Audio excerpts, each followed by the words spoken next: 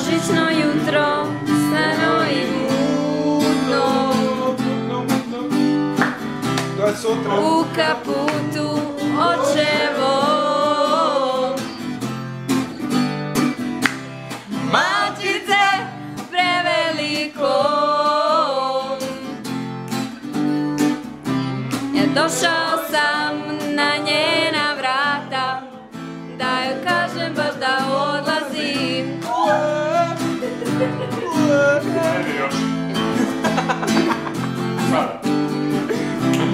Niko nije znao sakrit suze ko Marina, imala je oči i boje vena, boje Dunava.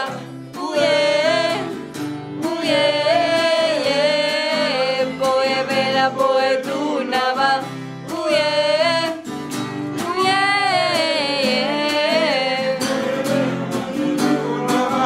a ja ne mogu bez nje, Bože, spasi me, a ja ne mogu.